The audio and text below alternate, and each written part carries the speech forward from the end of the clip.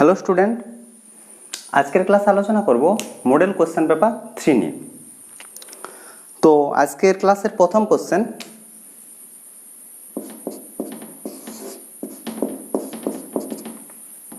কি বলেছে? এটা হচ্ছে তোমাদের একটা অংশীদারি কারবারের অঙ্ক। বলেছে একটি অংশীদারি ব্যবসায় দুজন বন্ধুর অংশীদার এ ও বি এর মূলধনের অনুপাত 5:6 এবং তাদের প্রাপ্ত লাভ্যাংশের অনুপাত 3:2। তাদের মূলধন যে সময়ের জন্য ব্যবসায় নিয়োজিত ছিল তাদের অনুপাত কত? এখানে বের করতে বলেছে টাইমের পরিমাণ। এর আগে প্রথম ক্লাসে আমি বলেছিলাম যে লাভ্যাংশের অনুপাত হয় মূলধনের অনুপাতের সঙ্গে সমান। কি বললাম? যে লাভ্যাংশের অনুপাত হয় মূলধনের অনুপাতের সঙ্গে সমান। এরপর তোমাদের জানতে হবে তাহলে মূলধন কি হয়। ঠিক আছে, মূলধন হয় যদি একটা নির্দিষ্ট সময় দেওয়া থাকে তাহলে মূলধনের কোনো পরিবর্তন হয় না, মানে যে টাকাটা সে ব্যবহার করে সেই টাকাটাই তার মূলধন হয়। যখন যদি টাইমের পরিবর্তন হয়, বলতে এরকম যে কোনো বন্ধু বা কোনো ব্যক্তি যদি কিছু পরিমাণ টাকা কিছু সময়ের জন্য দেয় তাহলে তখন তার মূলধনের পরিমাণ হবে কি সময় ইন্টু যে পরিমাণ টাকা সে দিচ্ছে, দুটোর গুণফলটা হবে তার মূলধনের পরিমাণ। কি বললাম? তাহলে মূলধনের পরিমাণ হবে সময় ইন্টু যে পরিমাণ টাকা সে দিচ্ছে, সেটা হচ্ছে তার টোটাল মূলধন। বোঝা গেছে আশা করি? তাহলে এখানে কি দিয়েছে? মূলধনের অনুপাত দিয়েছে 5:6। এ ও বি, ঠিক আছে, মূলধনের অনুপাত দিয়েছে কত? হচ্ছে 5:6। তাহলে আমরা ধরে নিচ্ছি এর মূলধন হচ্ছে 5x টাকা, যেহেতু অনুপাত আছে তার জন্য, আর এর মূলধন ধরে নিচ্ছি কত? 6x টাকা। হয়েছে? আমরা ধরছি যে এর টাকা t1 টাইমের জন্য দিয়েছে আর এর টাকা দিয়েছে t2 টাইমের জন্য।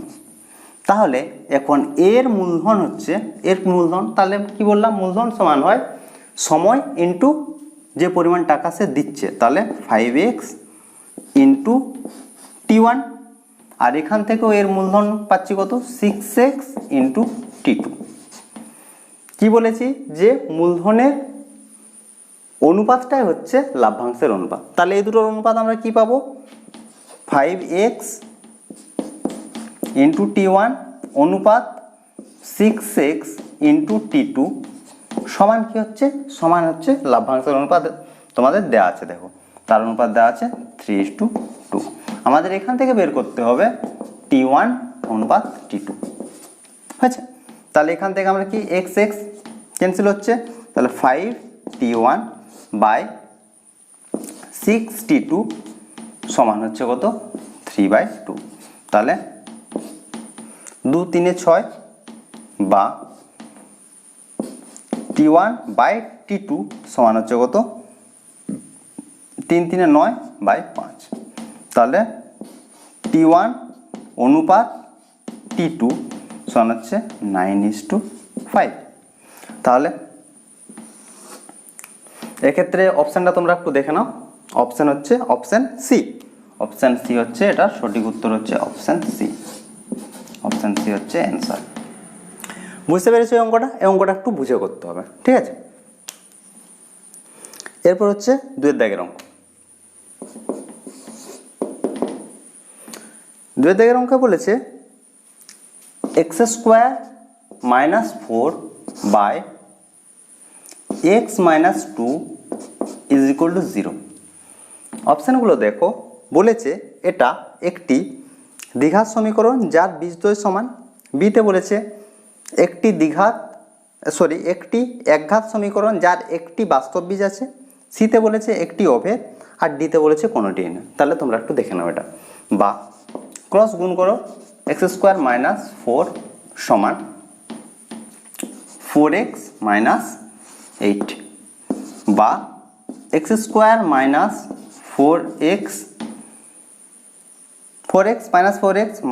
- 4 প্লাস 8,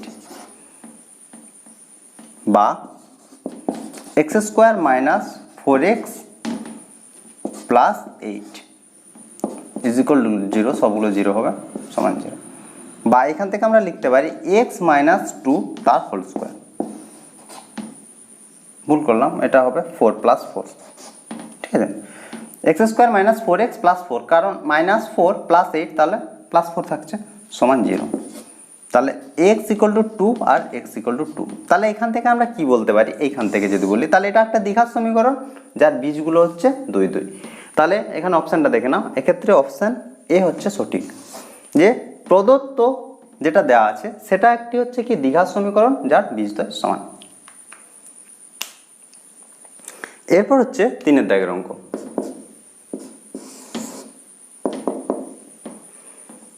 কি বলেছে, এক্স ও ওয়াই চলরাশি দুটি এরূপ যে এক্স এর বর্গ ও ওয়াই এর গুণফল সর্বদা একটি অশূন্য ধ্রুবক, তাহলে কোনটি সত্য বলেছে। কি বলেছে, এক্স স্কোয়ার, এক্স এর বর্গ, তাহলে বলেছে যে এক্স এর বর্গ, তাহলে এক্স এর বর্গ এক্স স্কোয়ার, ও ওয়াই এর গুণফল ইন্টু ওয়াই সমান বলেছে অশূন্য ধ্রুবক। অশূন্য ধ্রুবক আমরা কে ধরেছি। তারপর যে সম্পর্কটা আছে, যে 4টা সম্পর্ক আছে তাদের মধ্যে বলেছে কোনটি ঠিক। তাহলে এখান থেকে আমরা কি লিখতে পারি, বা x square is equal to k by y. এটাও তোমাদেরকে একটু অপশান দেখে করতে হবে, ঠিক আছে। তাহলে এক্স সমান পাবো আমরা কত, root k by root y. তাহলে এটা তো অশূন্য ধ্রুবক, তাহলে এখান থেকে আমরা বলতে পারি যে x proportional to 1 by root y. এটা একটু দেখে নাও কোন অপশান হবে, এক্ষেত্রে হবে অপশান বি। অপশান বি হচ্ছে তোমাদের সঠিক উত্তর, অপশান বি হচ্ছে অ্যান্সার। এরপর হচ্ছে 4 দাগের অঙ্ক। 4 কি বলেছে, 5 সেমি ও 7 সেমি ব্যাসার্ধের দুটি বৃত্তের 3টি সাধারণ স্পর্শক আছে, তবে তাহলে মনে রাখতে হবে যে এখানে বলেছে 3টি সাধারণ স্পর্শক, তাহলে বৃত্তগুলো কিভাবে অবস্থিত তোমাদেরকে প্রথমে দেখতে হবে। তাহলে 3টি সাধারণ স্পর্শ কখন থাকবে, যখন বৃত্ত দুটি পরস্পরকে বহিঃস্পর্শ করবে। ছবিটা আঁকলে তোমরা ভালো করে বুঝতে পারবে, ঠিক আছে। তাহলে এটা একটা সাধারণ স্পর্শক, ওপরে ওপরে একটা সাধারণ স্পর্শক থাকবে, আর নিচে নিচে একটা সাধারণ স্পর্শক থাকবে। তাহলে 3টে সাধারণ স্পর্শক হচ্ছে। তাহলে কি হবে, যে যদি বলে যে কোনো বৃত্তের যদি বলে দেয় যে দুটো বৃত্তের 3টি সাধারণ স্পর্শক থাকবে, তাহলে অবশ্যই বৃত্ত দুটি পরস্পরকে বহিঃস্পর্শ করবে, ঠিক আছে। তাহলে বহিঃস্পর্শের ক্ষেত্রে আমি আগের দিন বলেছিলাম মধ্যবর্তী দূরত্ব হয় তাদের ব্যাসার্ধের যোগফল। তাহলে ব্যাসার্ধগুলো কত দেওয়া আছে, একটা দেওয়া আছে 5 সেমি আর একটা দেওয়া আছে 7 সেমি। তাহলে তাদের মধ্যবর্তী দূরত্ব 5 প্লাস 7 সমান হচ্ছে 12 সেমি। তাহলে অপশানটা তোমরা দেখে নাও, 12 সেমি দেওয়া আছে অপশান বিতে। তাহলে অপশান বি হচ্ছে এক্ষেত্রে সঠিক উত্তর। এরপর হচ্ছে 5 দাগের অঙ্ক। 5 দাগের অঙ্কে বলেছে ত্রিভুজ এবিসি এর কোণ বিএসি সমান 90 ডিগ্রি। তাহলে ছবি আঁকা শুরু করি। এ বি সি এর এই কোণটা দিয়েছে কত, 90 ডিগ্রি। এরপর বলেছে এ বিন্দু থেকে বিসি এর উপর লম্ব এডি, যেটা বিসি কে ডি বিন্দুতে ছেদ করেছে লম্ব। আর দেয়া আছে বিসি সমান দেওয়া আছে 10 সেমি, বিডি সমান দেওয়া আছে 3 সেমি, এবির মান বের করতে বলেছে। আচ্ছা, এটা হচ্ছে তোমাদের একটা প্রয়োগটাও তোমাদেরকে ভালো করে করতে হবে। যদি এরকম হয় তাহলে কি হয়, যে এই যে ছোট যে দুটো ত্রিভুজ উৎপন্ন হচ্ছে, এই ছোট দুটো ত্রিভুজ বড় ত্রিভুজের সঙ্গে সদৃশ্য হয়। তাহলে আমরা কি কি পাবো, যদি যে কোনো একটা ত্রিভুজের কথা বলি, তাহলে এখান থেকে আমরা 3টে কন্ডিশন পাই।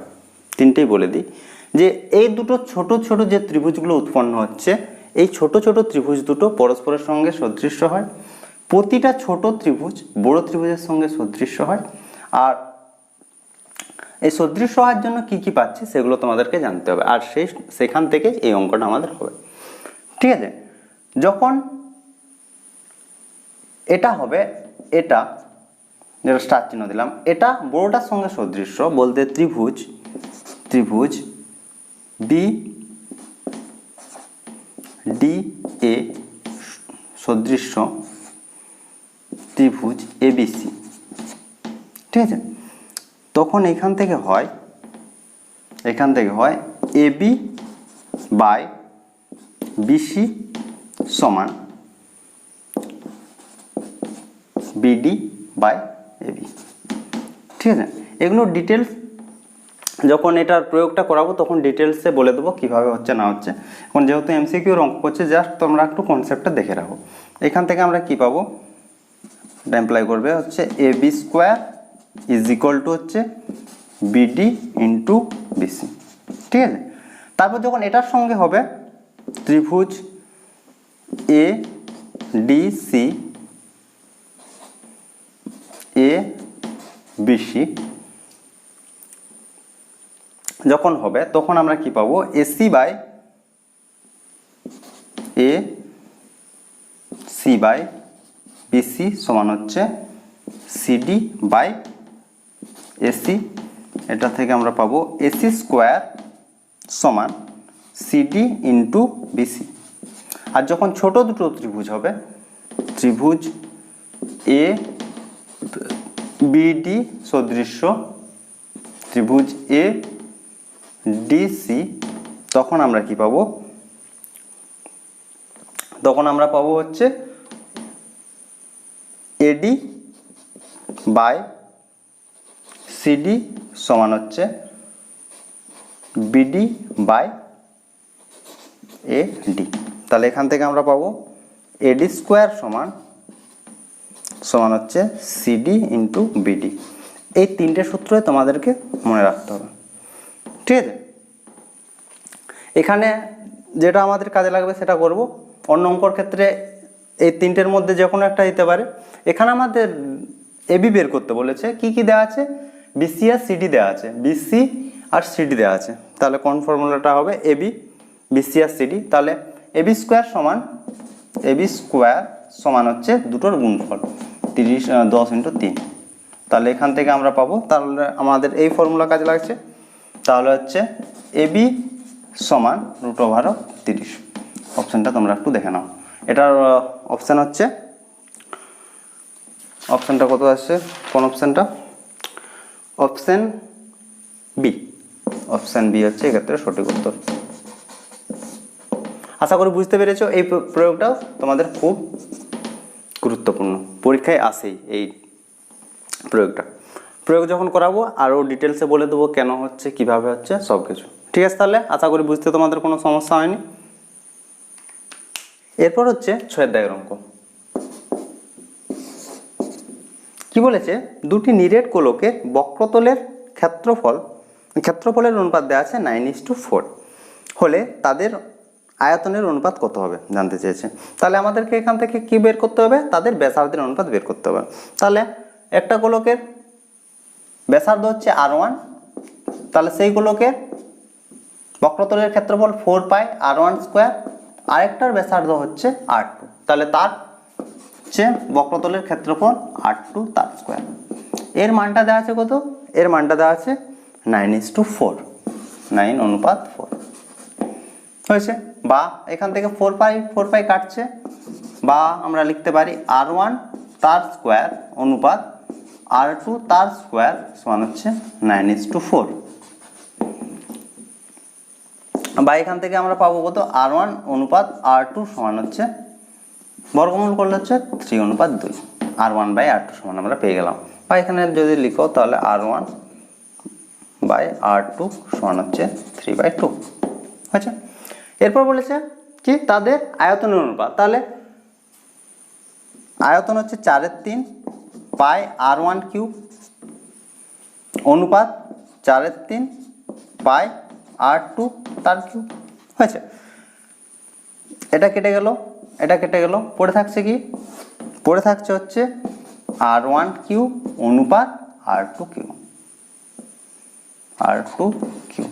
তাহলে এখান থেকে আমরা লিখতে পারি R1 বাই R2 তার হোল কিউব। তাহলে R1 বাই R2 সমান আমরা কত পেয়েছি? 3/2 তার কিউব, তার কিউব। তাহলে 9 তার কিউব করলে, সরি 3-এর কিউব করলে পাবো আমরা কত? 27, আর 2-এর কিউব করলে পাবো আমরা 8। তাহলে এটা ভগ্নাংশটা যদি আমরা অনুপাতে লিখি তাহলে পাবো 27/8। তাহলে এটা অপশানটা দেখে নাও কত নম্বর অপশান আছে? Option A, option A. তাহলে অপশান এ হচ্ছে অ্যান্সার, অপশান এ হচ্ছে অ্যান্সার। এরপর হচ্ছে 7-এর দাগের অঙ্ক। কি বলেছে? দুটি লম্ববৃত্তাকার শঙ্কুর আয়তনের অনুপাত দিয়েছে 1:4 এবং তাদের উচ্চতার অনুপাত দিয়েছে 25:64। তাদের ব্যাসার্ধের অনুপাত কত? এটা চেয়েছে। তাহলে আমরা ধরে নিচ্ছি প্রথম লম্ববৃত্তাকার শঙ্কুর আয়তন V1,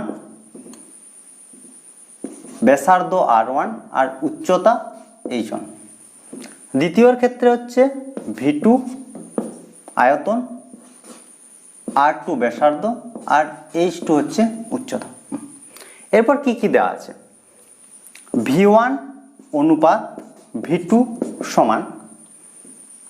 সমান দিয়েছে 1:4 আর H1 অনুপাত H2 সমান 25:64।